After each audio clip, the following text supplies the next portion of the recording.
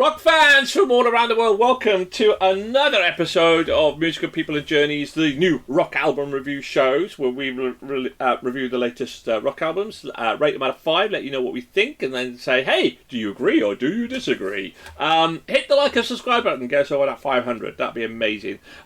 Today's album, we are reviewing the Flight of Icarus and their album Terra Nova. Not a band that we've reviewed before. Simon, what did you think? Well, here we go. Oh boy!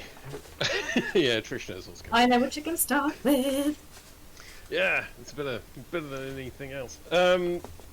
So, look, 2-minute intro that fades out at 1 minute 44, and the first actual track opens the fucking theremin. Zero connection to the intro track. Thank you. Glad I got that out of me. We're pleased to get you to exercise your demons of that sort of stuff. I don't let it change my my score I give to albums. But I'm particularly bitter because, as with most months, I add all the albums to the playlist, and then I just throw it on shuffle just to see like if anything particularly stands out, and then I go through them album by album. And of course, the first track I get is a bloody intro. Anyway, promise it doesn't affect my score. No, the flight list tracks did that for me. Look, she has a beautiful voice, but I feel like the band has leaned too heavily on that to carry them. There's like a wonderful theatrical tone throughout the album, but I did feel like the instruments didn't punch up enough. I felt like they were very much left behind the vocals. God Bless had some really cool moments, and they did shift the tempo around between the tracks, like To the Sun and Back Again. Loved the fade out that was on the end of that track as well. That's really well done. And, I think there's something there with what they've produced here. The band has good potential, but to reference someone far smarter than me, I always found that the lesson of Icarus was not about the limitations of humans, but a lesson about the limitations of wax as an adhesive substance. Icarus had an engineering problem, and like this band, they just need to keep trying. Good take. Trish, you keep trying. Try again with this album. Very trying. An 11-track album, and the first is an instrumental at 1.55 minutes, leading to the title track, which I was then encapsulated by the lead's gentle, powerful vocals on top of the slow rhythmic music. Liberi is sung in their native language, which it was a nice mix to the precedings. The album has a great balance of rocking tracks with atmospheric, softer songs. Favourite on the album for me is To the Sun and Back Again. Had me swaying along to its feel-good beat. The female's vocals are sublime, quite soft but powerful when needed.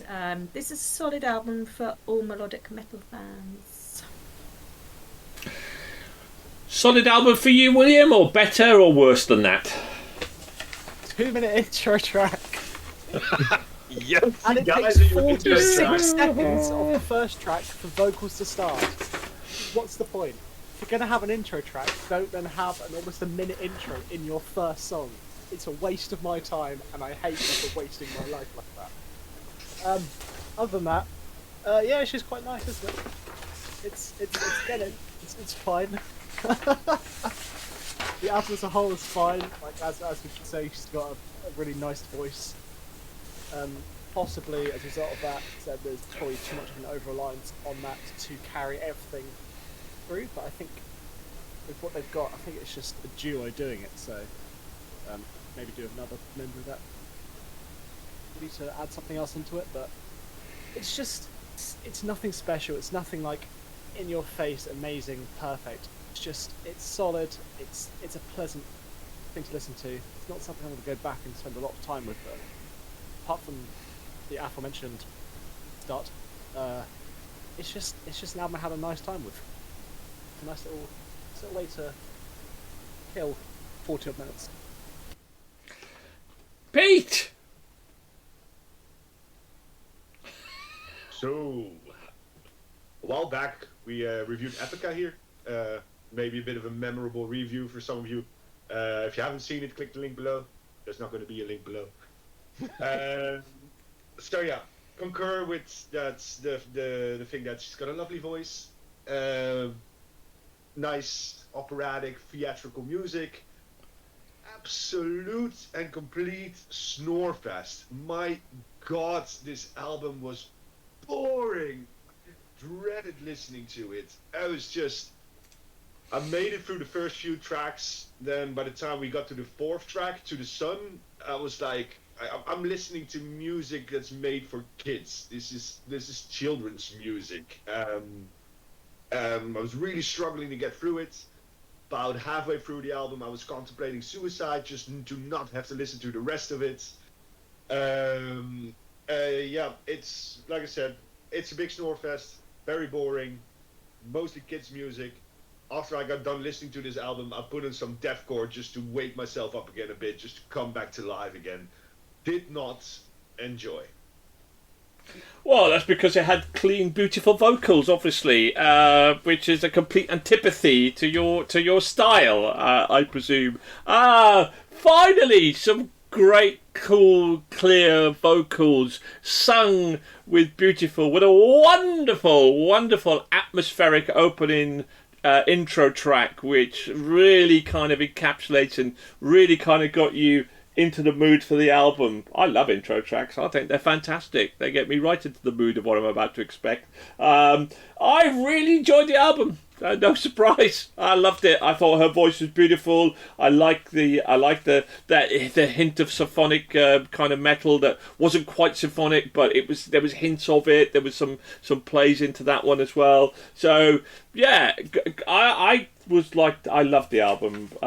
Absolutely loved it. And I must be showing my age. I'm regressing. Obviously, I have the soul of a child when it obviously comes to music, according to Pete. Then I enjoyed To the Sun. I really like that. God Bless as well. It's absolutely brilliant, great track. I thought it was a cracking track, and it should have been on the other stage. To be honest with you, I pigeoned this into the wrong audience from that perspective as well. But that's okay. Let's find out then. Unlikely that it's going to get into a Hall of Fame, but let's see how all you thought about it. Pete, we'll start with yours because we're going to drop it. Yeah. Go ahead. It's a 0.5. 0.5. Okay, and Simon. I gave it a 2.5. You did. Trish. I gave it a 3.5. Excellent. And William.